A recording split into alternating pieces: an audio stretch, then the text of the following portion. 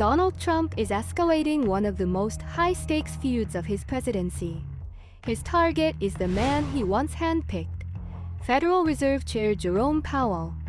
On Thursday, Trump said Powell's termination cannot come fast enough. Sitting next to Italy's Prime Minister Giorgia Meloni in the Oval Office, Trump doubled down, threatening to fire the Fed chair if interest rates don't come down fast. Oh, he'll leave. If I ask him to, he'll be out of there. It's not the first time that Trump's gone after Powell, but this time, the tone and the stakes are different. He says Powell is playing politics with America's money and hurting growth just when Trump needs the economy firing.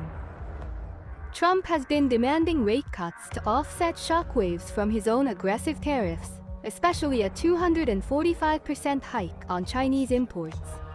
But Powell isn't budging. At the Economic Club of Chicago, Powell defended the Fed's independence, openly pushing back against Trump's pressure campaign. He said, and I quote, "We're never going to be influenced by any political pressure. Our independence is a matter of law." He warned that Trump's tariffs are inflationary and said the Fed will wait for greater clarity before making any policy shifts. That essentially translates to no rate cuts yet. The level of tariff increases announced so far is significantly larger than anticipated, and the same is likely to be true of the economic effects, which will include higher inflation and slower growth. Trump's response: fire and fury. When asked if Powell would stay even if told to leave, he didn't hold back. Oh, he'll leave. If I ask him to, he'll be out of there. But I don't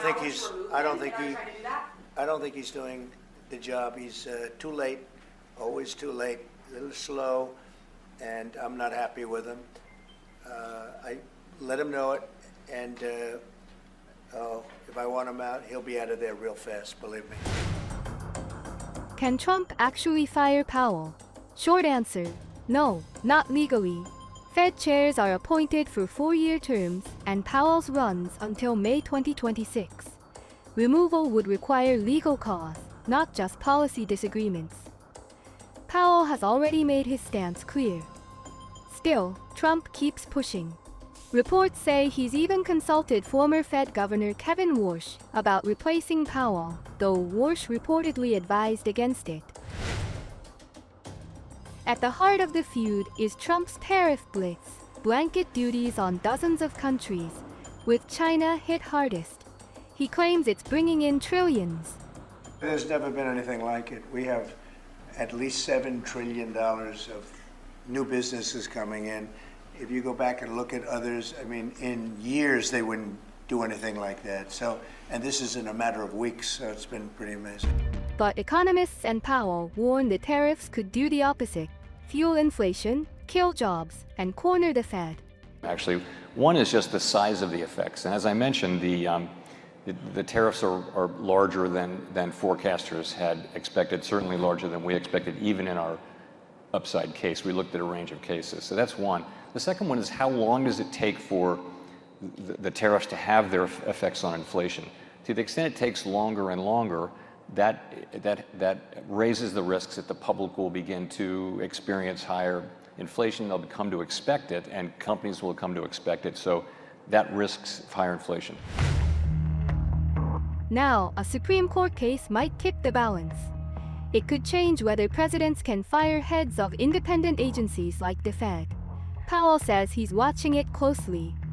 Legal experts say even if the ruling applies broadly, it might still exempt the Fed, long treated as a special case to ensure market stability.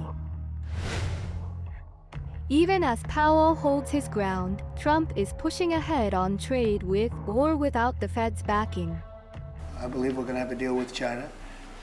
And if we don't, we're going to have a deal anyway, because we're going to set a certain target, and that's going to be it. Well, we have a deal for TikTok, but it'll be subject to China, so we'll just delay the deal till this thing works out one way or the other. And I think it's a good deal for China. The TikTok deal is very good. TikTok is good for China, and I think they'd like to see us do a deal, especially the deal that we have pretty much done with some of the best companies in the world. Trump's also claiming big wins on AI and energy. We're number one in AI by far. We're leading China by a lot, by tremendous amounts. We're going to supply electricity at levels never supplied before. Markets haven't fully priced in the drama yet, but analysts warn that firing Powell could trigger a global credibility crisis.